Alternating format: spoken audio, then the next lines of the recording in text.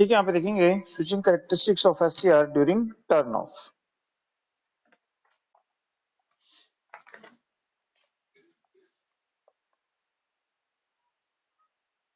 ठीक है, इसको ऐसे समझा देते हैं। तो यहाँ पे switching characteristics of SCR during turn off का मतलब क्या होता है? ठीक है, एससीआर को टर्न ऑफ करना। ठीक है, एससीआर को हम कैसे टर्न ऑफ कर सकते हैं, बात समझ में आ रही है? तो यदि हम देखें कि जो ये हमारा एससीआर है,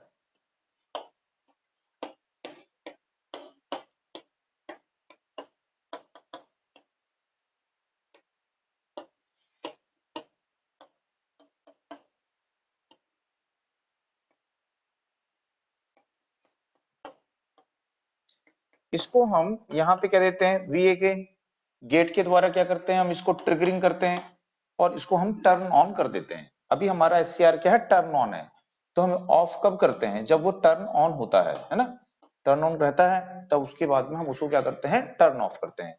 तो जब ये अभी टर्न ऑन कंडीशन में है, तो यहाँ पे क्या फ्लो हो रही होगी, एनोड करंट, है ना, वीए के आपकी ऑन होगी, मोटर आपकी रन कर रही होगी, गेट वोल्टेज अभी क्या होगी, हमारी 0 होगी। जब एससीआर टर्न ऑन हो जाता है तो गेट वोल्टेज, गेट करंट को हम क्या कर देते हैं, रिमूव कर देते हैं, नहीं तो कंडक्शन लॉस होता वहां पे ज्यादा होता है। तो इसके लिए यहाँ पे अब गेट का कोई रोल होता भी नहीं है ना, तो इसलिए गेट वोल्टेज करंट को हमने रिमूव कर दिया है, हमारा एससीआर अभी कंडक्शन मोड में है। ठीक है, अब एससीआर को हमको क्या करना है, टर्न ऑफ करना है। तो एससीआर को हम टर्न ऑफ कैसे करेंगे? तो हमको पता है कि यदि हम एनोड करंट को क्या कर देते हैं, बिलो होल्डिंग करंट कर देते हैं। ठीक है, एनोड करंट को बिलो होल्डिंग करंट कर देंगे तो एससीआर क्या हो जाएगा, टर्न ऑफ हो जाएगा। ठीक है, होल्डिंग करंट पढ़े थे क्या होती है, minimum value of anode current required to turn off, है ना, एससीआर। तो यहाँ पे यदि एनोड करंट के मैग्नीट्यूड को बिलो होल्डिंग करंट कर देंगे तो एससीआर टर्न ऑफ हो जाएगा। क्या बस इतना करने से एससीआर टर्न ऑफ हो जाएगा? तो नहीं, इतना बस करने से एससीआर टर्न ऑफ नहीं होगा।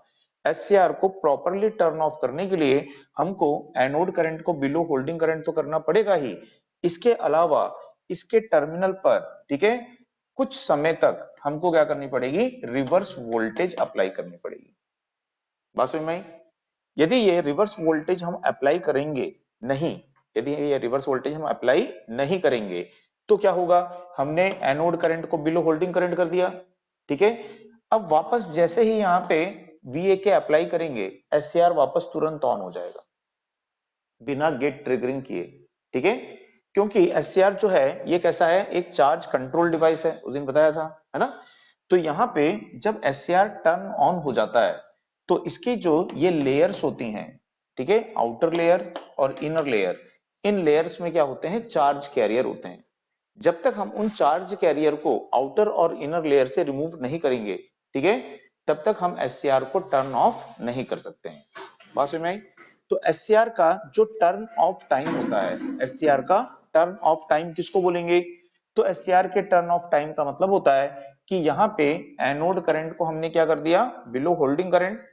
तो एनोड करंट को बिलो होल्डिंग करंट करने से लेकर, ठीक है, गेट के रिकवर होने तक का टाइम, मतलब गेट दोबारा से तैयार हो जाना चाहिए कि हम उसको वोल्टेज अप्लाई कर सकें एससीआर को टर्न ऑन करने के लिए। तो वो जो पीरियड होता है उसको क्या बोलते हैं, वहां पे इसका टर्न ऑफ टाइम बोलते हैं। ठीक है, तो एससीआर का जो टोटल टर्न ऑफ टाइम है इसको टू कैटेगरीज में, टू पार्ट्स में हम डिवाइड कर सकते हैं। ठीक है, एक होता है रिवर्स रिकवरी टाइम और दूसरा होता है गेट रिकवरी टाइम। तो टू पार्ट्स में इसके टोटल टर्न ऑफ टाइम को यहाँ पे, ठीक है, डिवाइड कर देते हैं। अब यहाँ पे जो रिवर्स रिकवरी टाइम, ठीक है, रिवर्स रिकवरी टाइम, और दूसरा क्या होता है, गेट रिकवरी टाइम। ठीक है, आर आर मतलब रिवर्स रिकवरी टाइम, टीजीआर यानी गेट रिकवरी टाइम। तो यहाँ पे ये दोनों टाइम का मतलब यहाँ पे क्या होता है, तो जब देखते हैं कि हमने एससीआर को क्या कर दिया है, बिलो होल्डिंग करंट कर दिया है, एससीआर को टर्न ऑफ करने के लिए एनोड करंट को हमने क्या कर दिया है, बिलो होल्डिंग करंट कर दिया है। ठीक है, अब उसके बाद में हम क्या करते हैं, एससीआर के टर्मिनल पर रिवर्स वोल्टेज अप्लाई करते हैं।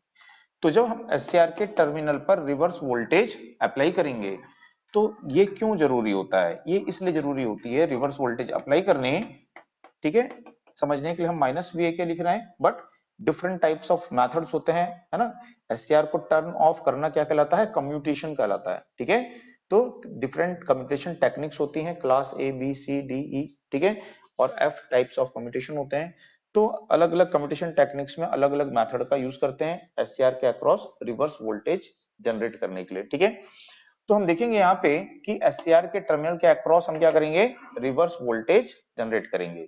तो इससे क्या होगा, तो इससे होगा कि यहाँ पे जो चार्ज कैरियर हैं, यहाँ पे जो चार्ज कैरियर हैं, इन चार्ज कैरियर को ये क्या करेगा, अट्रैक्ट करेगा। तो ये जो चार्ज कैरियर हैं ये यहाँ से क्या होंगे, रिमूव हो जाएंगे, ठीक है। तो हम आउटर चार्ज कैरियर को क्या करते हैं, जब हम वीए के अप्लाई करते हैं तो आउटर चार्ज कैरियर को हम क्या करते हैं, रिमूव कर लेते हैं, ठीक है। तो यहाँ पे जब तक आउटर चार्ज कैरियर बाहर आएंगे और ये चार्ज कैरियर को हम क्या कर लेंगे, रिमूव कर लेंगे।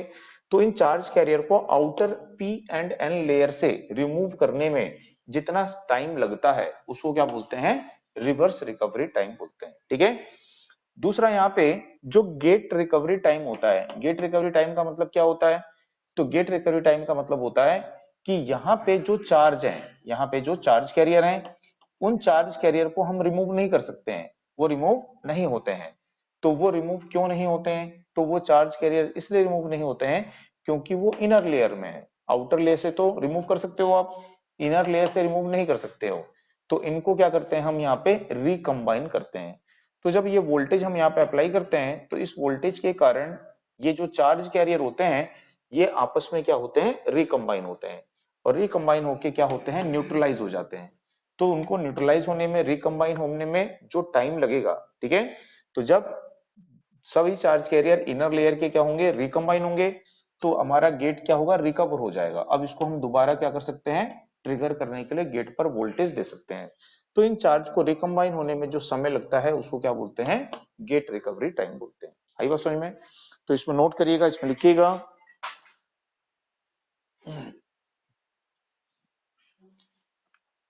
एससीआर को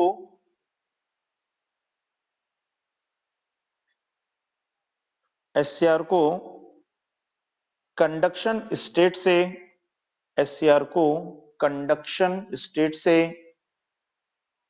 forward blocking state, forward blocking state में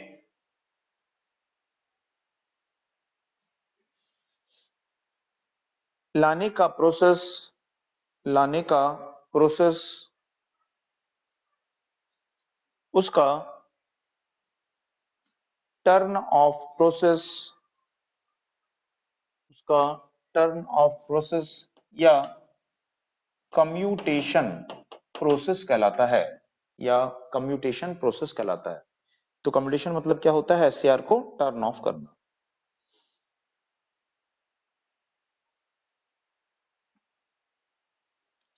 नेक्स्ट देखिए, एससीआर को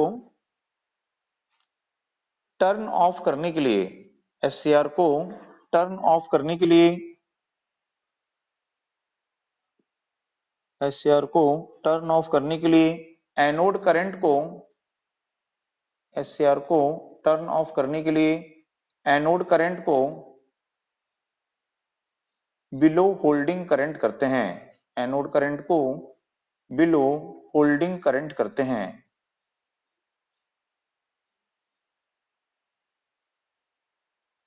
ठीक है। एनोड करंट को बिलो होल्डिंग करंट करते हैं। लेकिन इसके बाद यदि एससीआर, यदि लेकिन यदि इसके बाद एससीआर के टर्मिनल पर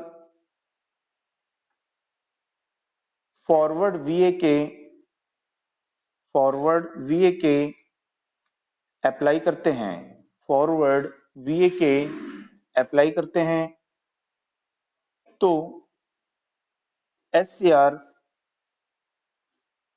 टर्न ऑन हो जाता है, तो एससीआर टर्न ऑन हो जाता है, तो एससीआर टर्न ऑन हो जाता है। अतः SCR को टर्न ऑफ SCR को प्रॉपर टर्न ऑफ SCR को प्रॉपर टर्न ऑफ करने के लिए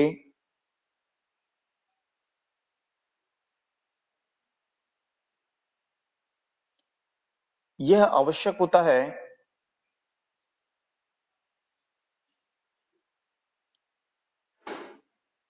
कि उसके चारों लेयर उसके चारों लेयर में मौजूद चार्ज कैरियर को उसके चारों लेयर में मौजूद चार्ज कैरियर को रिमूव किया जाए हटाया जाए। इसके लिए SCR के टर्मिनल पर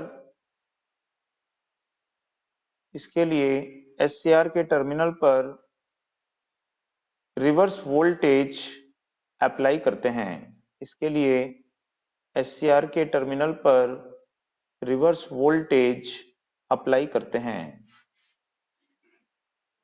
ठीक है, उसके बाद में पैराग्राफ चेंज कर लिखिए। The turn off time of a thyristor the turn of time of a thyristor is defined as is defined as the time between the instant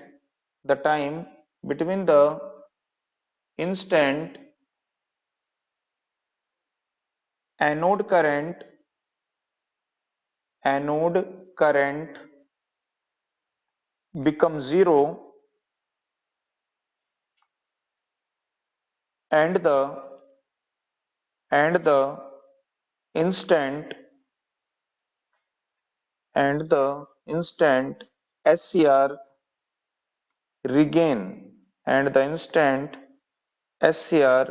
regain forward blocking capability SCR regain forward blocking capability full stop।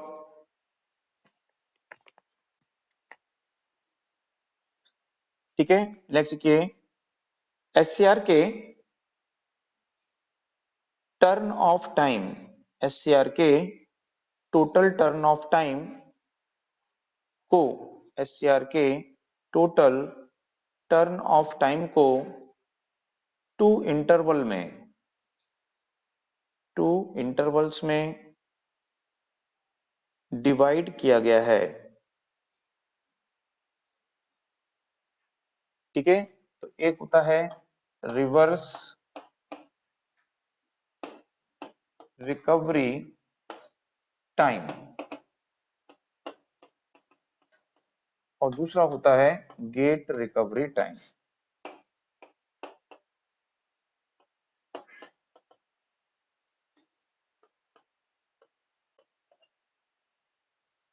ठीक है, reverse recovery time and gate recovery time.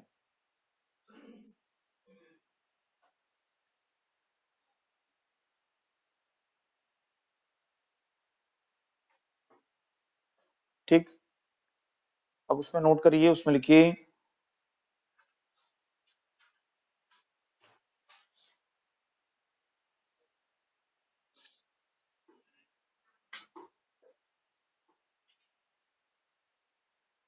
SCR की outer P and outer N SCR की outer P and outer N लेयर से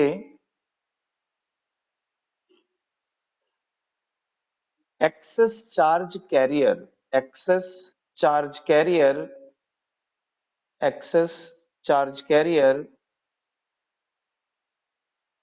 को remove करने में, excess charge carrier को रिमूव करने में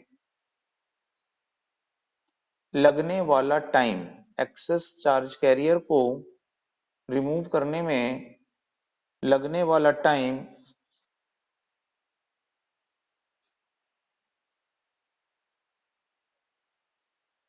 एक्सेस चार्ज कैरियर को रिमूव करने में लगने वाला टाइम रिवर्स रिकवरी टाइम कहलाता है।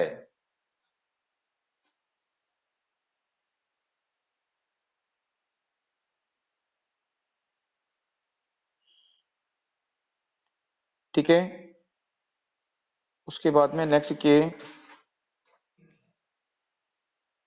एससीआर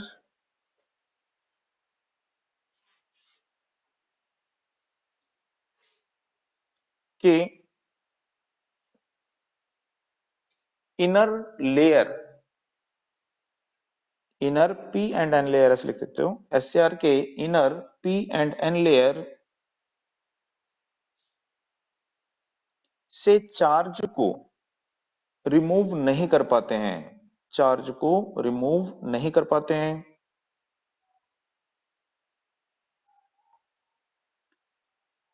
एससीआर के टर्मिनल पर,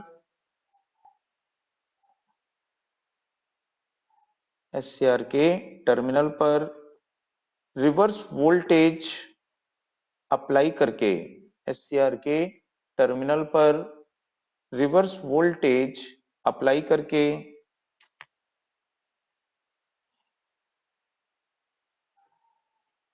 जंक्शन J2,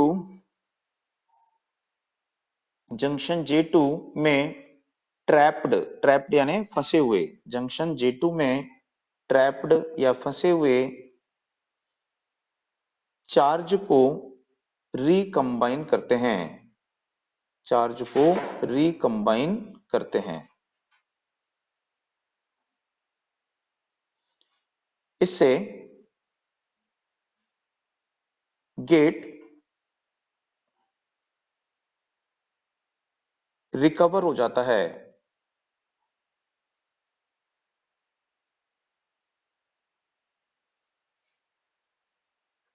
ठीक है, अतः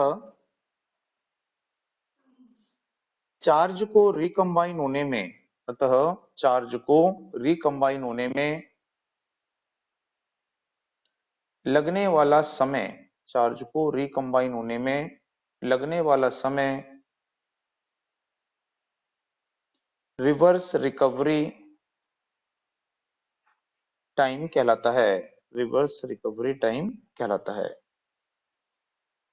या sorry gate recovery time, gate recovery time कहलाता है।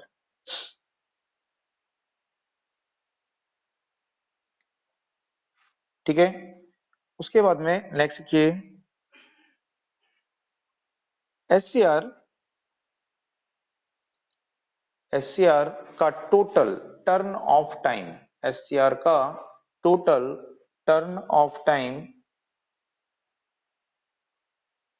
3 से 100 माइक्रोसेकंड होता है, 3 से 3 माइक्रोसेकंड से 100 माइक्रोसेकंड होता है।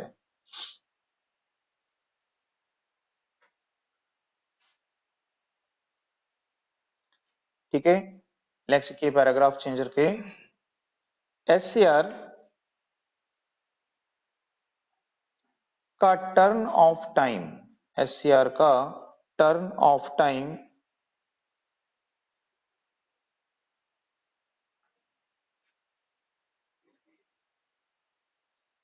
गेट करंट, गेट करंट मत लिखो उसको, एक काम लिखो forward anode current, forward anode current के मैग्नीट्यूड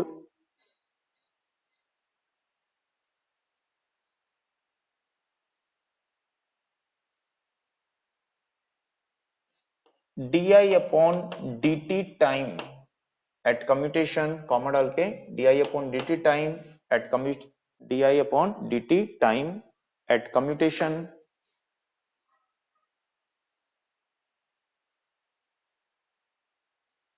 एंड जंक्शन के टेम्परेचर एंड जंक्शन के टेम्परेचर के द्वारा इन्फ्लुएंस होता है, प्रभावित होता है। जंक्शन के टेम्परेचर के द्वारा इन्फ्लुएंस होता है, प्रभावित होता है।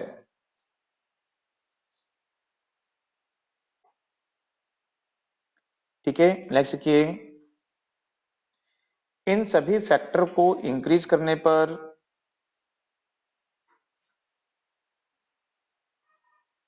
एससीआर का टर्न ऑफ टाइम इंक्रीज होता है। एससीआर का टर्न ऑफ टाइम इंक्रीज होता है।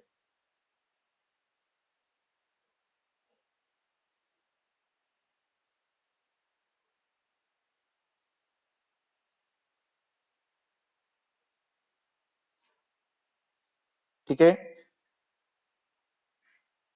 अब यहां पे जो एससीआर होते हैं इनका जो टर्न ऑफ टाइम होता है, ठीक है, यदि वो कम होता है, ठीक है, तो उसको क्या बोलते हैं, तो उसको बोलते हैं कन्वर्टर ग्रेड एससीआर। और यदि इनका टर्न ऑफ टाइम क्या होता है, ठीक है, सॉरी, एससीआर का टर्न ऑफ टाइम क्या है, यहाँ पे कम है, मतलब वो जल्दी टर्न ऑफ हो जा रहा है। ठीक है, तो यदि देखेंगे कि एससीआर का जो टर्न ऑफ टाइम है, एक है यहाँ पे 50 से 100 माइक्रो सेकेंड, ठीक है, और दूसरा है 3 से 50 माइक्रो सेकेंड। तो ये टर्न ऑफ टाइम क्या है, उसका कम है, यानी कि एससीआर यहाँ पे क्या हो रहा है, जल्दी से टर्न ऑफ हो जा रहा है। टर्न ऑफ होने में उसको कम समय लग रहा है, मतलब गेट को रिकवर होने में उसको कम समय लग रहा है। तो ये जो एससीआर होते हैं इनका यूज हम कहाँ पे करते हैं, तो इनका यूज करते हैं इन्वर्टर में, चोपर में। तो इनको क्या बोलते हैं, इन्वर्टर ग्रेड एससीआर इनको बोला जाता है। ठीक है, बात समझ में आई। तो ये कॉस्टली होते हैं, और दूसरे होते हैं जिनका टर्न ऑफ टाइम ज्यादा होता है, यानी टर्न ऑफ होने में, गेट को रिकवर होने में ज्यादा समय लगाते हैं ये, तो इनको बोलते हैं कन्वर्टर ग्रेड एससीआर। ठीक है, कन्वर्टर ग्रेड एससीआर। तो कन्वर्टर ग्रेड एससीआर का यूज हम कहाँ पे कर सकते हैं, जैसे कि आपका ये होता है रेक्टिफायर होता है ना, रेक्टिफायर होता है उसमें आप यूज कर सकते हो, साइक्लो कन्वर्टर है उसमें यूज कर सकते हो। तो ये है ना, एसी वोल्टेज रेगुलेटर होता है उसमें यूज कर सकते हो। तो ये कन्वर्टर ग्रेड एससीआर होते हैं, ये कैसे होते हैं, सस्ते होते हैं, इनका टर्न ऑफ टाइम क्या होता है, ज्यादा होता है। तो ये भी क्वेश्चन एसएससी वगैरह में आ चुके हैं ना, उसको आपको याद रखना है, तो उसमें नोट करिएगा, उसमें लिखिएगा।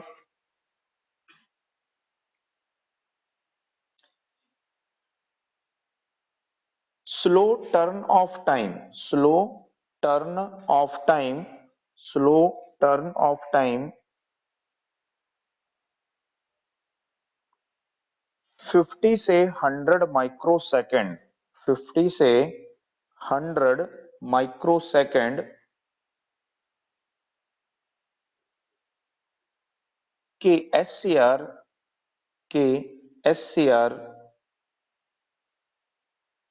कन्वर्टर ग्रेड एससीआर कहलाते हैं, के एससीआर कन्वर्टर ग्रेड एससीआर कहलाते हैं।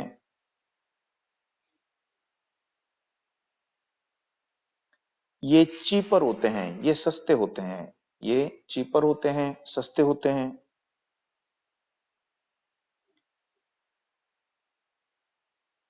इनका यूज रेक्टिफायर, इनका use rectifier, AC voltage controller, AC voltage controller and cyclo converter, and cyclo converter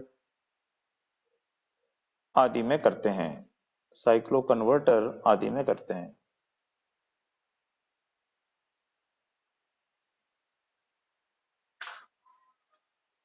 next की fast turn off time, fast turn off time लिखिए 3 micro second से 50 micro second, fast turn off time 3 micro second से 50 micro second. के SCR, के SCR inverter grade SCR कहलाते हैं, के SCR inverter grade SCR कहलाते हैं।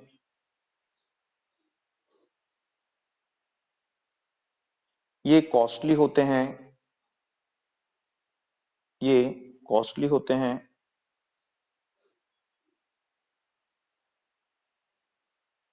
इनका यूज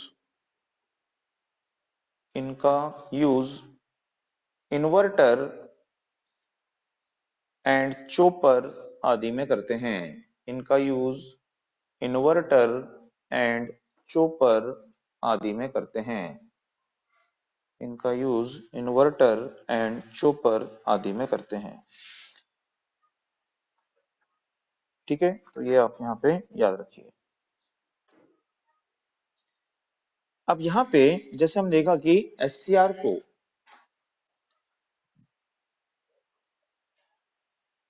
जब हम क्या करेंगे, टर्न ऑन करेंगे, तो SCR को टर्न ऑन करने के लिए, ठीक है, उसके जो गेट के पल्स की विड्थ होती है, गेट पे जो हम पल्स देते हैं, ठीक है, ये पल्स की जो विड्थ होती है, इस पल्स की जो चौड़ाई होती है ना, इसकी पल्स की विड्थ कितनी होनी चाहिए? तो ये पल्स की जो विड्थ होती है वो SCR के टर्न ऑन टाइम के क्या होनी चाहिए, इक्वल या उससे क्या होनी चाहिए, ग्रेटर होनी चाहिए। ठीक है, कि SCR को टर्न ऑन होने में कितना समय लग रहा है। मान लीजिए आपके SCR को टर्न ऑन होने में 3 माइक्रो सेकंड का समय लग रहा है। ठीक है, तो ये जो गेट पे पल्स हम दे रहे हैं, है ना, इस पल्स का कुछ मैग्नीट्यूड होगा, मान लीजिए 2 वोल्ट की पल्स है ये, है ना, और ये पल्स कितने ड्यूरेशन की है, इसका ड्यूरेशन कितना है, ठीक है, तो इसका ड्यूरेशन मान लीजिए है टी, कैपिटल टी इसका ड्यूरेशन है। ठीक है, तो SCR को टर्न ऑन होने में कितना समय लग रहा है, तो ये SCR का क्या है, टर्न ऑन टाइम है। ठीक है, तो जो गेट पे हम पल्स दे रहे हैं, इस पल्स की जो विड्थ होगी वो SCR के टर्न ऑन टाइम के या तो इक्वल होनी चाहिए, उससे क्या होनी चाहिए, ग्रेटर होनी चाहिए। यानी कि ये जो पल्स होगी ये 3 माइक्रो सेकंड से क्या होनी चाहिए, या तो ज्यादा होनी चाहिए या उसके बराबर होनी चाहिए। यदि इसके पल्स की विड्थ 3 माइक्रो सेकंड से क्या होगी, कम होगी, तो हो सकता है SCR प्रॉपरली टर्न ऑन ना हो, वो टर्न ऑफ हो जाए। फिर जैसे गेट पल्स की विड्थ समाप्त होगी, SCR वापस क्या हो जाएगा, टर्न ऑफ हो जाएगा। ठीक है, तो SCR को टर्न ऑन करने के लिए उसके गेट पर जो पल्स देते हैं उसकी विड्थ समझ में आई कितनी होती है, तो उसमें नोट करिए, उसमें लिखिए SCR को टर्न ऑन करने के लिए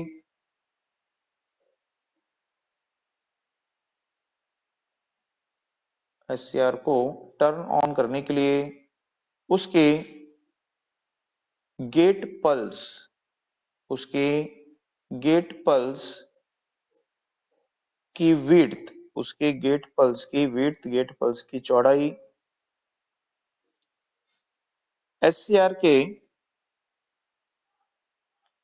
टर्न ऑन टाइम के इक्वल, SCR के टर्न ऑन टाइम के इक्वल या उससे ज्यादा होनी चाहिए। SCR के टर्न ऑन टाइम के इक्वल या उससे ज्यादा होनी चाहिए।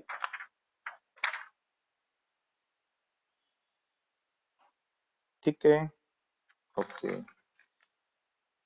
अब जैसे इसमें क्वेश्चन देखते हैं, दो चार आपको बताते हैं किस तरह के क्वेश्चन इसमें आते होंगे।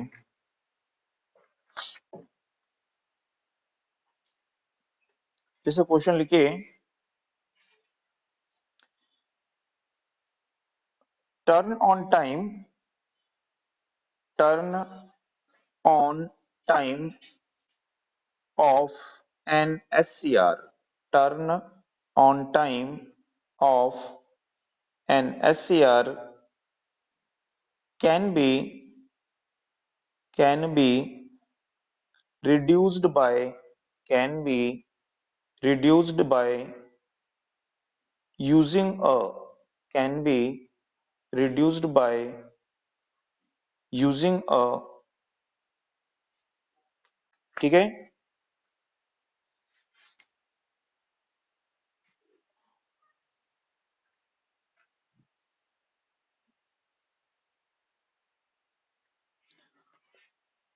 अब इसमें ऑप्शन दिया है जैसे कि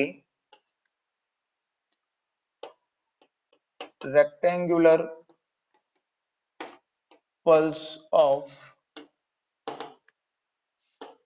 high amplitude and narrow width.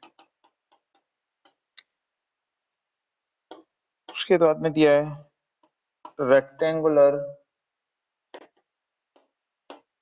pulse of low amplitude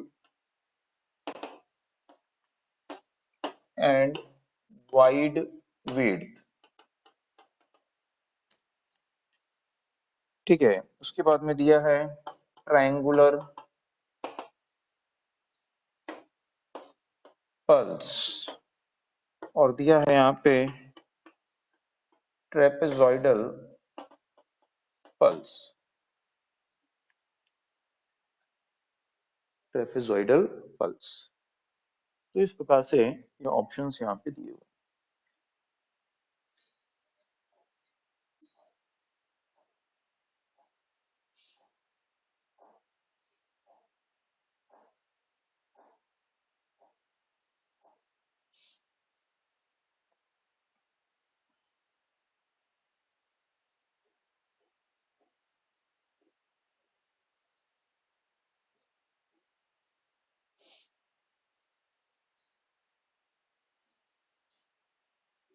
ठीक है, तो क्या बोल रहा है ये कि rectangular pulse of high amplitude. ठीक है, क्वेश्चन क्या है, सबसे पहले तो क्वेश्चन है turn on time of SCR can be reduce by. आपको उसको ऑन होने में लगने वाले समय को रिड्यूस करना है। तो कल हम पढ़े थे कि एससीआर के टर्न ऑन टाइम को कैसे रिड्यूस कर सकते हैं। तो हाई वोल्टेज की पल्स देंगे, ठीक है, और कैसी होगी, स्टीप होगी। स्टीप यानी कम समय में तेजी से क्या होगी, वो बढ़ेगी। तो हमने पढ़ा था इस प्रकार की पल्स होनी चाहिए। तो वो चार्ज कैरियर को क्या करेगी, कम समय में जल्दी से इंजेक्ट करेगी। ठीक है, तो उसका मैग्नीट्यूड क्या होना चाहिए, एम्पलीट्यूड क्या होना चाहिए, यहाँ पे हाई होना चाहिए। ठीक है, अब ये जो इसकी विड्थ होगी, इसकी जो विड्थ है ये नैरो होगी तो कोई दिक्कत नहीं है। जैसे आपका 3 माइक्रो सेकंड एससीआर का टोटल टर्न ऑन टाइम है, तो ये विड्थ कितनी होगी, 3 माइक्रो सेकंड की होगी। ठीक है, बट उसका एम्पलीट्यूड क्या होना चाहिए, हाई होना चाहिए। यदि हम लो एम्पलीट्यूड की दे देते हैं, लो एम्पलीट्यूड देते हैं और उसकी विड्थ को वाइड कर देते हैं, ठीक है, तो इस कंडीशन में क्या होगा, अब चार्ज कैरियर इंजेक्ट होने में इतना समय लगाएंगे, तो जब ज्यादा समय लगाएंगे तो उसको टर्न ऑन होने में क्या होगा, फिर ज्यादा समय लगेगा। ठीक है, तो हमको तो बोला है जल्दी टर्न ऑन करना है, उसके टर्न ऑन टाइम को रिड्यूस करना है। तो क्या आंसर आएगा उसमें। ठीक है, ये तो ऐसे ही है, ट्रायंगुलर पल्स ट्रेपेजॉइडल पल्स है ना, उसका कोई मतलब नहीं। बात समझ में आई सबको। ठीक, अब इसके बाद में देखते हैं next question.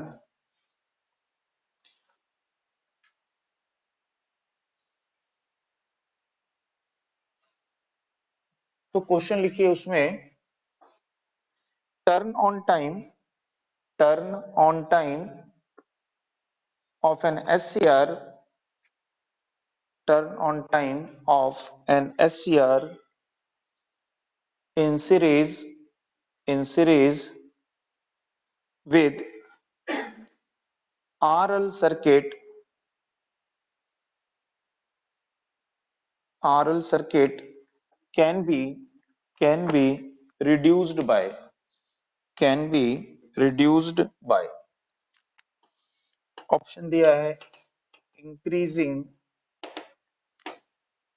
Circuit resistance R। उसके बाद में दिया है डिक्रीजिंग R।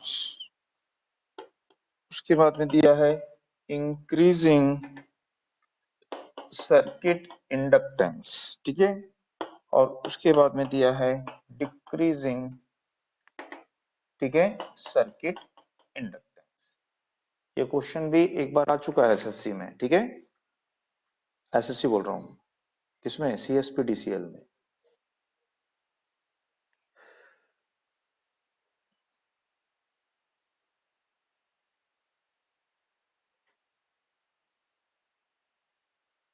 तो अपन पढ़े थे कि एससीआर का जो टर्न ऑफ टाइम है या टर्न ऑन टाइम पढ़े थे, टर्न ऑन टाइम है वो सर्किट पैरामीटर्स पे क्या करता है, डिपेंड करता है। ठीक है, यदि आरएल सर्किट होता है तो एनोड करंट के राइज होने में क्या करता है, ज्यादा समय लगता है, तो एससीआर का टर्न ऑन टाइम क्या होता है, बढ़ जाता है। ठीक है, तो यदि हम देखेंगे कि यदि सर्किट में इंडक्टेंस की वैल्यू ज्यादा होती है, एससीआर का टर्न ऑन टाइम सर्किट के रेजिस्टेंस पे डिपेंड नहीं करता है। ठीक है, वो किस पे डिपेंड करता है, इंडक्टेंस। ठीक है, रेजिस्टेंस को यदि चेंज करेंगे तो टर्न ऑन टाइम में बहुत ज्यादा चेंज नहीं होता है, स्मॉल चेंज होता है, वेरी लिटिल चेंज, लगभग नेग्लिजिबल। तो टर्न ऑन टाइम जो होता है मेनली मेनली वो किस पे डिपेंड करता है, एल और सी पे डिपेंड करता है। ठीक है, तो यदि हम देखेंगे कि यदि इंडक्टेंस की वैल्यू को हम बढ़ा देते हैं तो एनोड करंट को राइज होने में क्या लगेगा, ज्यादा समय लगेगा। तो हम देखे थे कि जो एनोड करंट का हम देखे थे ग्राफ, ठीक है, डीआई अपॉन डीटी रेट था ये। ठीक है, तो ये जो डीआई अपॉन डीटी रेट होता है यानी ये वोल्टेज का था, एनोड करंट का हमने ऐसा पढ़ा था।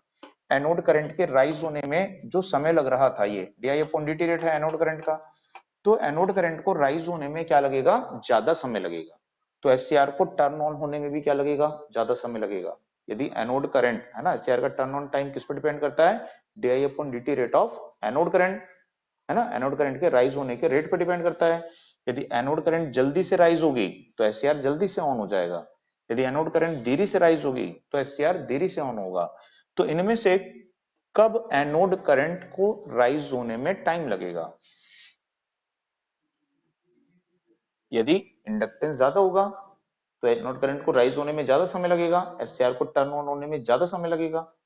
तो फिर हमको क्या बोला है, एससीआर का टर्न ऑन टाइम क्या करना है, आपको रिड्यूस करना है। तो क्या करना पड़ेगा, ठीक है, ये याद रखना है। तो सर्किट के इंडक्टेंस को क्या करेंगे, यहाँ पे हम डिक्रीज करेंगे। ठीक है, ठीक है, कनेक्ट हो गए। अब लिखिए question, for an SCR with turn on time with turn on time of 5 microsecond, turn on time of 5 microsecond, comma, and idle and idle trigger pulse and idle trigger pulse should have should have an idle trigger pulse should have, option दिया है short rise time, short rise time with pulse width 3 microsecond, long rise time with pulse width 6 microsecond,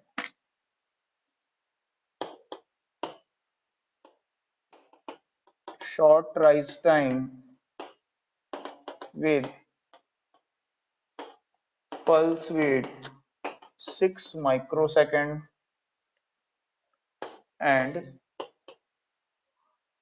long rise time with pulse width 3 microsecond। तो इस प्रकार से option यहाँ पे दिया हुआ है।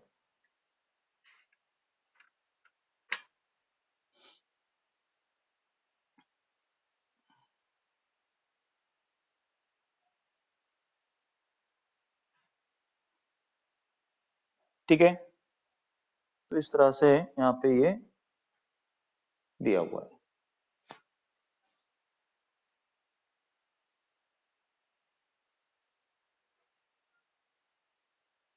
बात समझ में आई?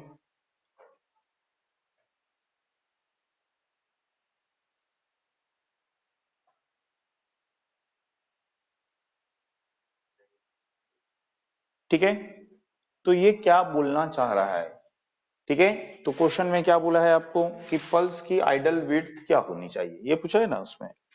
तो क्वेश्चन ने पूछा है कि कहाँ गया,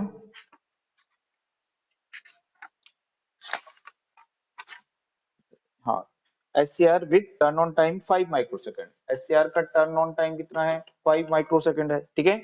तो आइडल जो है ट्रिगर पल्स कैसी होनी चाहिए? तो आइडल ट्रिगर पल्स यानी SCR को टर्न ऑन करने के लिए दी गई पल्स, ठीक है। तो ये आइडल पल्स हम किसको बोलेंगे? जिसका टर्न ऑन टाइम, जिसका टाइम पीरियड किसके इक्वल होना चाहिए? SCR के टर्न ऑन टाइम के इक्वल होना चाहिए, ठीक है। कितना होना चाहिए? अभी पढ़े थे ना अपन, इक्वल या क्या होता है? ग्रेटर। तो इक्वल होना चाहिए, ग्रेटर तो दिया ही नहीं यहाँ पे। दूसरा, ये पल्स क्या होनी चाहिए? कम समय में तेजी से बढ़नी चाहिए। तो कम समय में तेजी से बढ़नी चाहिए, यानी कि इसका राइज टाइम क्या होना चाहिए? शॉर्ट। ये राइज टाइम है, ये राइज टाइम है, तो राइज टाइम क्या होना चाहिए? शॉर्ट होना चाहिए। तो राइज टाइम शॉर्ट होना चाहिए। पल्स की विड्थ कितना है? 5 माइक्रोसेकंड है। तो 5 माइक्रोसेकंड है तो इक्वल या क्या होनी चाहिए? फिर ग्रेटर होनी चाहिए। तो 3 में तो ऑन होगा नहीं, बच गए आपके पास में 6। तो 6 में जिसमें शॉर्ट होगा वो आपका आंसर होगा कि राइज टाइम कम होना चाहिए और पल्स की विड्थ टर्न ऑन टाइम के इक्वल या उससे क्या होनी चाहिए? ग्रेटर होनी चाहिए, ठीक है।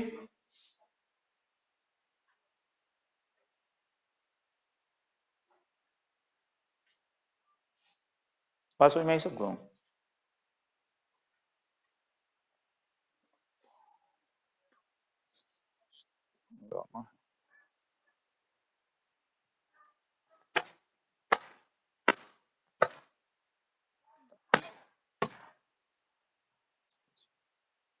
ठीक है। तो इस तरह के क्वेश्चन इसमें से आपको स्विचिंग कैरेक्टरिस्टिक्स में से आ सकते हैं, ठीक है। अब देखते हैं यहाँ पे कि जो SCR है, थरिस्टर है, इसको क्या करना पड़ता है? प्रोटेक्शन देना पड़ता है। तो प्रोटेक्शन ऑफ देखते हैं यहाँ पे SCR, प्रोटेक्शन ऑफ SCR, ठीक है। तो सबसे पहले यहाँ पे देखेंगे प्रोटेक्शन एक होता है, उसको बोलते हैं DI अपॉन DT प्रोटेक्शन। तो सबसे पहले यहाँ पे देखते हैं DI अपॉन DT प्रोटेक्शन। तो DI अपॉन DT का मतलब क्या होता है? करंट के राइज होने का क्या है? ये रेट है, ठीक है। तो कौन सी करंट के राइज होने का रेट है? ये एनोड करंट के राइज होने का रेट है।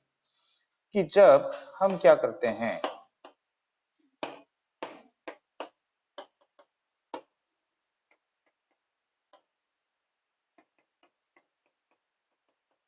ठीक है, यहां पर हम क्या करते हैं? इस पे गेट पे ट्रिगरिंग करते हैं।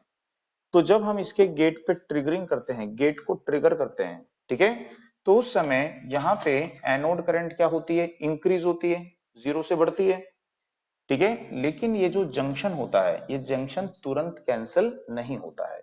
चार्ज यहां से इंजेक्ट होते हैं, इस जंक्शन को कैंसिल करना स्टार्ट करते हैं।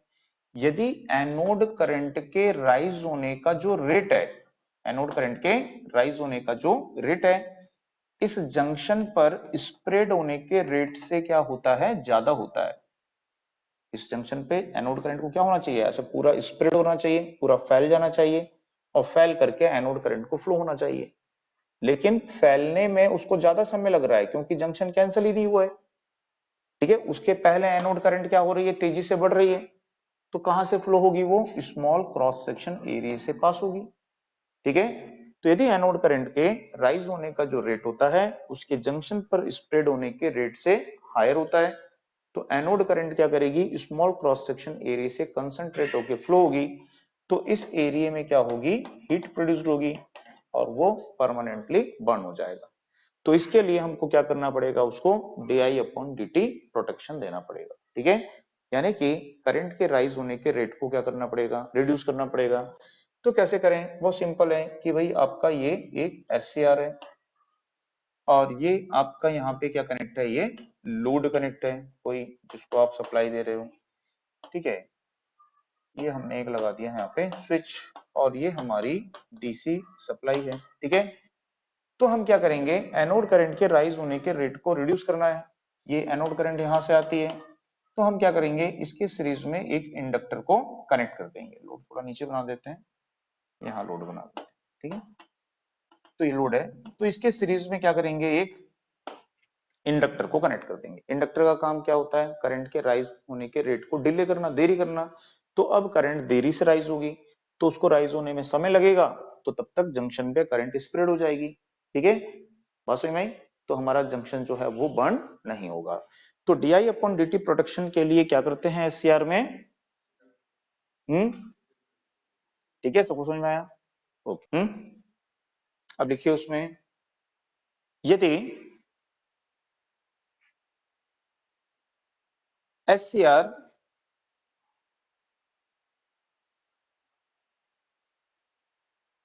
यदि एससीआर को फॉरवर्ड बायस में गेट ट्रिगरिंग करने पर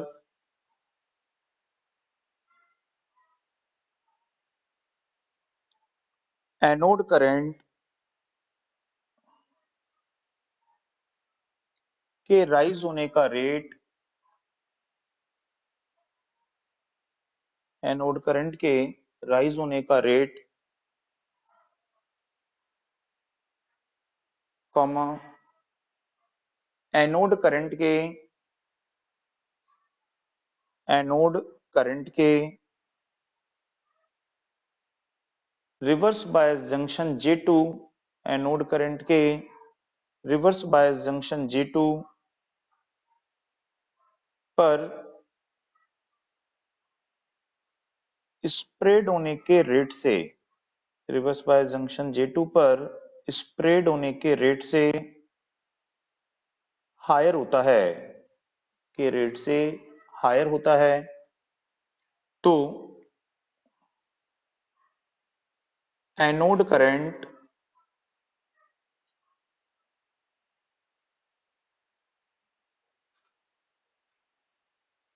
जंक्शन J2 के किसी एक पॉइंट से, जंक्शन J2 के किसी एक पॉइंट से कंसंट्रेट होकर फ्लो होती है, किसी एक पॉइंट से कंसंट्रेट होकर फ्लो होती है। इससे आई स्क्वेयर आर लॉस के कारण, आई स्क्वेयर आर लॉस के कारण जंक्शन पर हीट प्रोड्यूस्ड होती है, जंक्शन पर हीट प्रोड्यूस्ड होती है और वह परमानेंटली बर्न हो जाता है, परमानेंटली जल जाता है।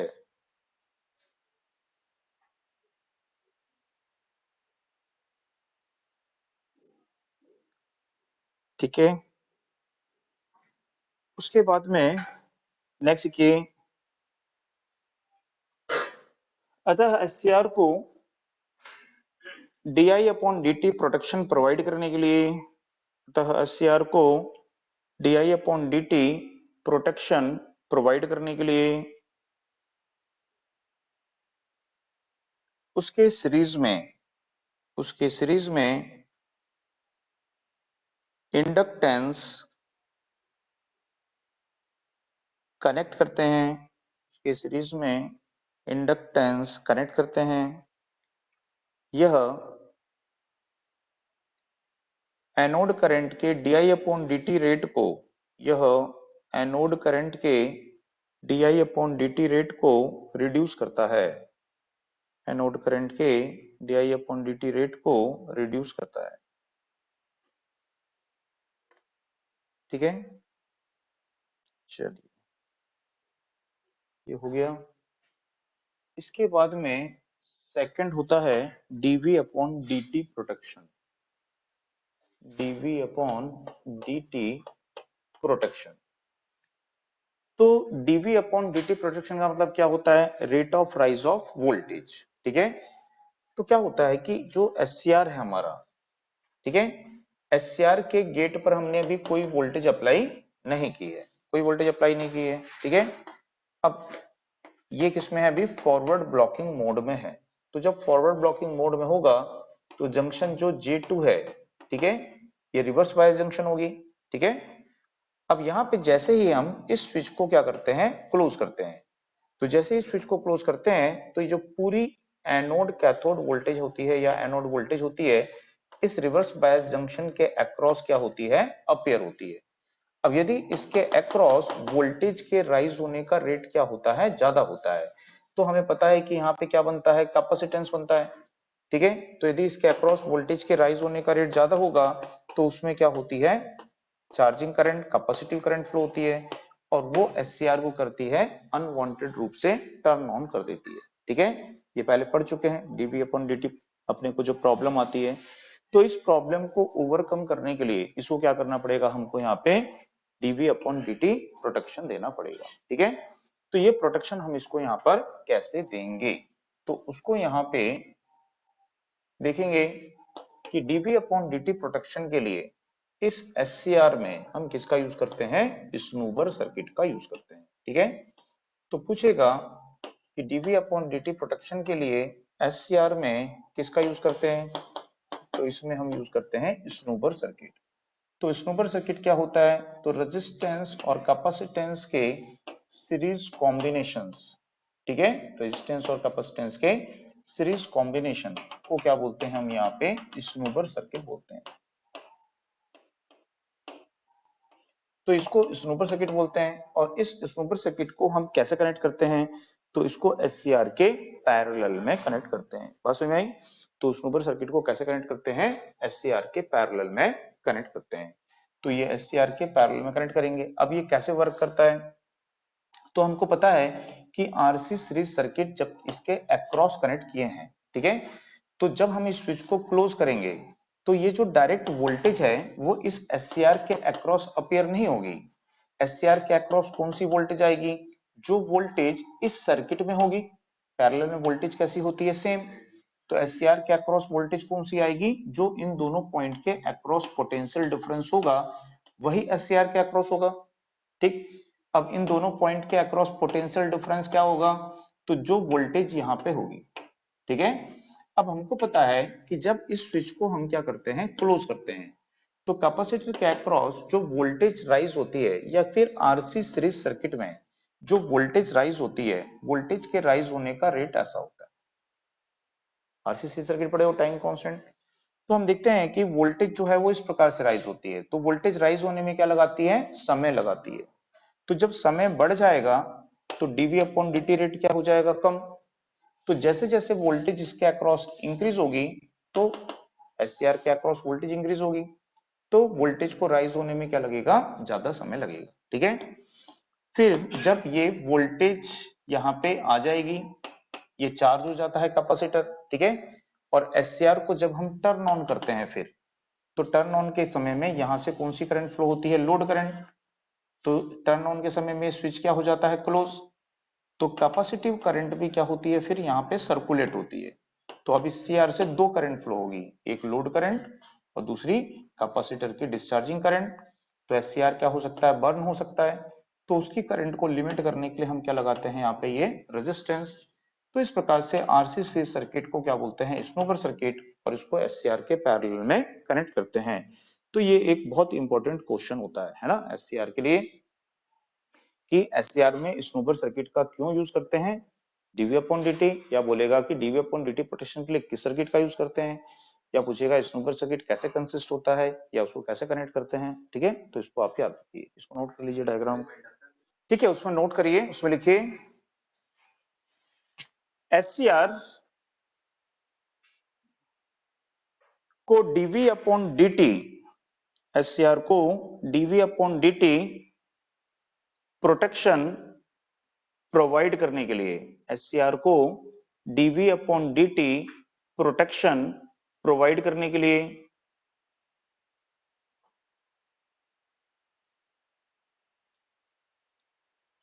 उसके अक्रॉस, उसके पैरेलल में उसके अक्रॉस स्नूबर सर्किट कनेक्ट करते हैं, उसके पैरेलल में उसके अक्रॉस स्नूबर सर्किट कनेक्ट करते हैं। ठीक है, नेक्स्ट देखिए, resistance and capacitor, resistance and capacitor के series combination, resistance and capacitor के सीरीज कॉम्बिनेशन को एससीआर के पैरेलल में कनेक्ट करते हैं, एससीआर के पैरेलल में कनेक्ट करते हैं। इसे स्नूबर सर्किट कहते हैं, इसे स्नूबर सर्किट कहते हैं, इसे स्नूबर सर्किट कहते हैं। ठीक है, नेक्स्ट के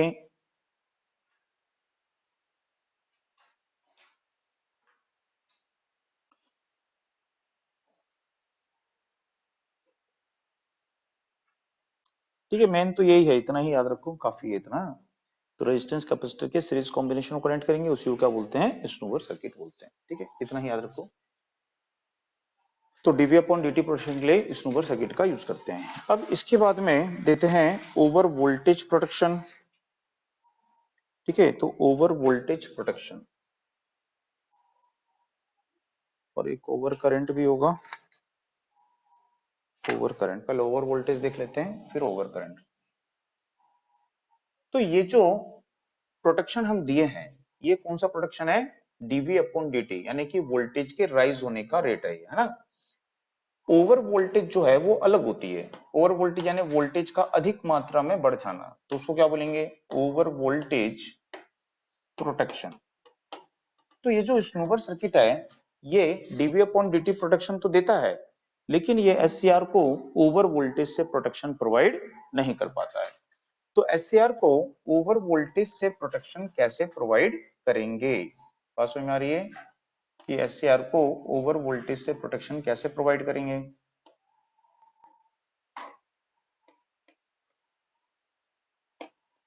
तो जैसे कि ये हमारा एससीआर है, ये हमने स्नूबर सर्किट लगाया हुआ है। ठीक है, इस तरह से ये इंडक्टर लगाया हुआ है जो करंट के राइज होने के रेट को कंट्रोल करता है। ये लोड है, ठीक। और यहाँ पे यदि वोल्टेज जो है, सप्लाई वोल्टेज जो है, ये ज्यादा बढ़ जाती है, एससीआर की रेटिंग से क्या होती है, ज्यादा बढ़ जाती है, तो एससीआर को क्या कर सकती है, वो डैमेज कर सकती है। तो यहाँ पे एससीआर को हम ओवर वोल्टेज से कैसे प्रोटेक्शन प्रोवाइड करेंगे, तो इसके लिए यहाँ पे हम क्या यूज कर सकते हैं, तो इसके लिए यहाँ पे हम यूज कर सकते हैं इस प्रकार से। ठीक है,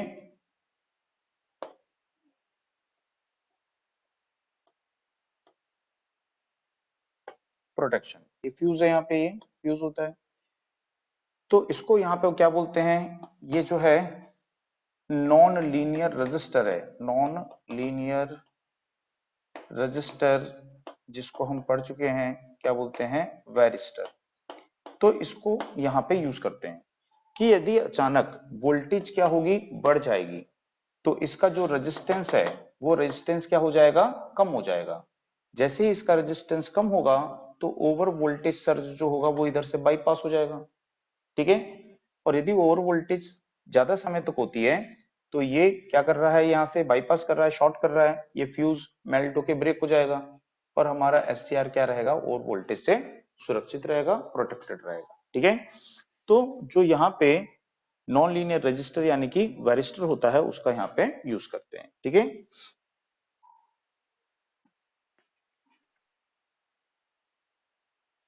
अब लिखिए उसमें एससीआर को, एससीआर को ओवर वोल्टेज प्रोटेक्शन प्रोवाइड करने के लिए, एससीआर को ओवर वोल्टेज प्रोटेक्शन प्रोवाइड करने के लिए उसके पैरेलल में, उसके समांतर में इसको उसके मत लिखो, वैसे लिखो सप्लाई टर्मिनल। सप्लाई टर्मिनल के पैरेलल में, सप्लाई टर्मिनल के समांतर में non linear register, non linear register अर्थात वायरिस्टर का यूज करते हैं। नॉन लीनियर रजिस्टर अर्थात वायरिस्टर का यूज करते हैं। नॉन लीनियर रजिस्टर अर्थात वायरिस्टर का यूज करते हैं। ठीक है, नेक्स्ट देखिए,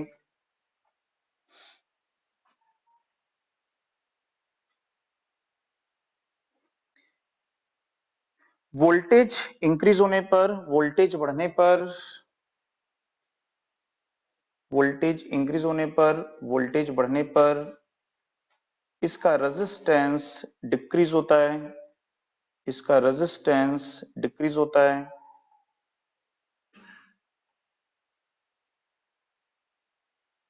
इससे हाई वोल्टेज सर्ज, इससे हाई वोल्टेज सर्ज पास हो जाती है, हाई वोल्टेज सर्ज पास हो जाती है और एससीआर प्रोटेक्टेड रहता है, और एससीआर सुरक्षित रहता है।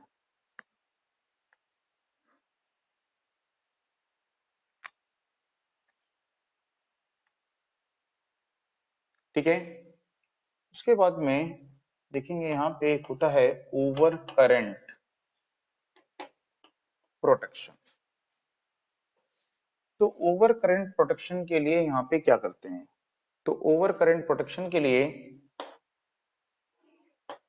जैसे कि ये हमारा एससीआर है, यहाँ पे हमारा क्या होगा, लोड होगा ये। ठीक है, अब यदि करंट का मैग्नीट्यूड बढ़ जाता है, ठीक है, तो उसको क्या बोलेंगे, ओवर करंट फ्लो हो रही है, तो एससीआर क्या हो सकता है, जल सकता है वहां पे। तो यहाँ पे क्या करते हैं, एक करंट सेंसिंग रजिस्टर लगाते हैं और यहाँ पे एक एक्सिलरी एससीआर लगाते हैं और इसको बोलते हैं क्रोबार। ठीक है,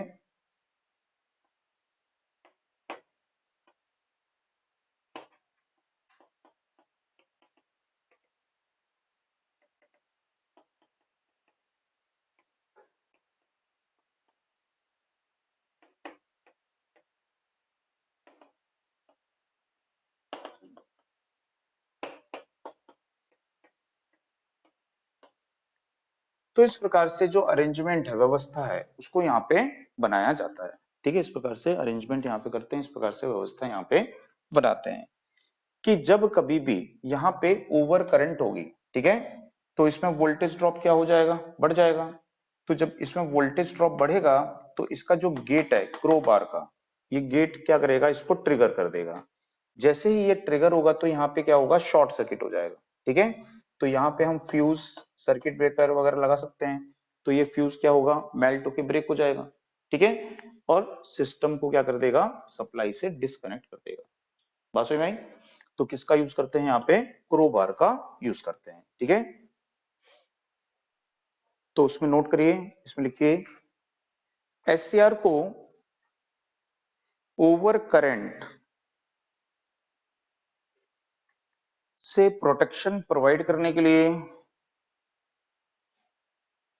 ओवर करंट से प्रोटेक्शन प्रोवाइड करने के लिए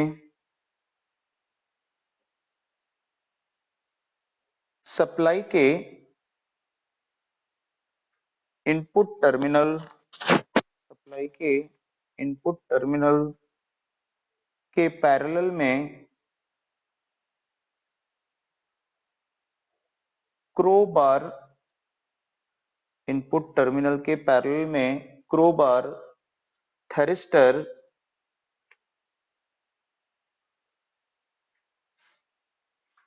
को कनेक्ट करके,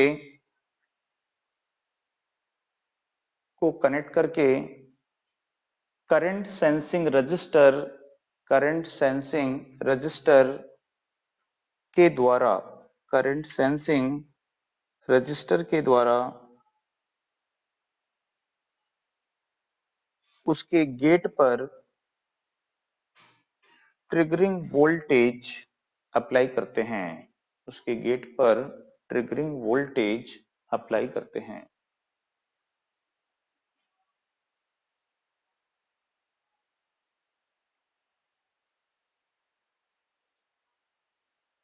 इसके अलावा एक होता है गेट प्रोटेक्शन।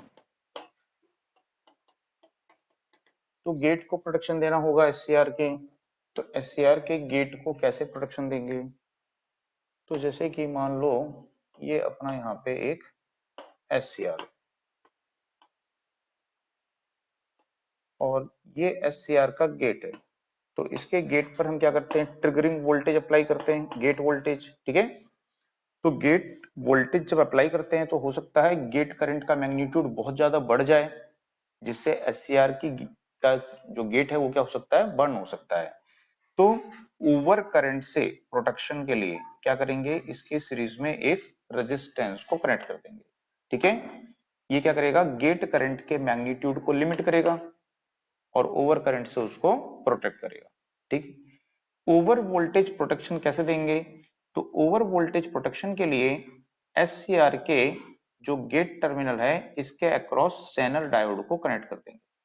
जो जेनर डायोड की क्या होती है, जेनर वोल्टेज होती है, ठीक है। यदि हमने यहाँ पे लगाया है जेनर डायोड कि ये 1.2 वोल्ट इसकी जेनर वोल्ट है, तो इनपुट में कितनी भी वोल्टेज दो, यहाँ पे इसके गेट के अक्रॉस 1.2 वोल्ट से वोल्टेज इंक्रीज नहीं हो पाएगी, ठीक है।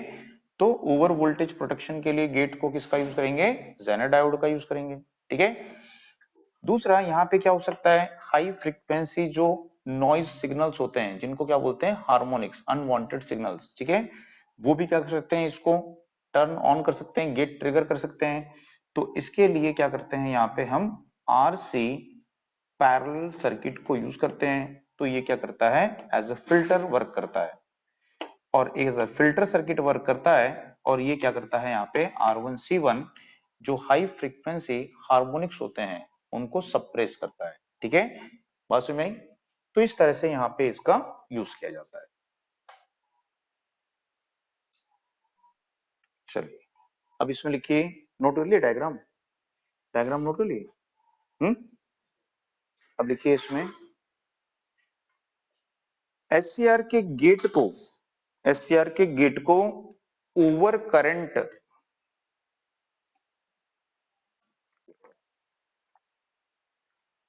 से प्रोटेक्शन प्रोवाइड करने के लिए, एससीआर के गेट को ओवर करंट से प्रोटेक्शन प्रोवाइड करने के लिए उसके सीरीज में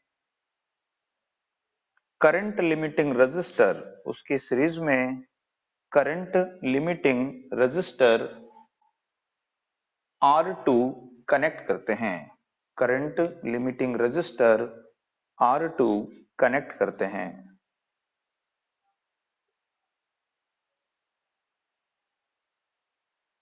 ठीक है। नेक्स्ट लिखिए, एससीआर को ओवर वोल्टेज से प्रोटेक्शन, सॉरी एससीआर नहीं, एससीआर के गेट को, एससीआर के गेट को ओवर वोल्टेज से प्रोटेक्शन प्रोवाइड करने के लिए, एससीआर के गेट को ओवर वोल्टेज से प्रोटेक्शन प्रोवाइड करने के लिए उसके अक्रॉस, उसके पैरेलल में, उसके अक्रॉस, उसके पैरेलल में जेनर डायोड कनेक्ट करते हैं, जेनर डायोड कनेक्ट करते हैं,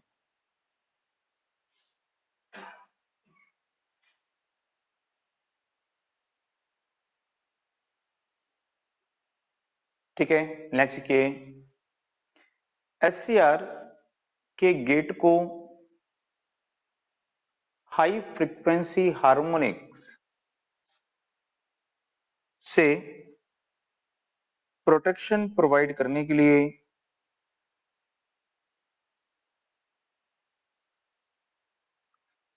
प्रोटेक्शन प्रोवाइड करने के लिए गेट के पैरेलल में, गेट के पैरेलल में R1C1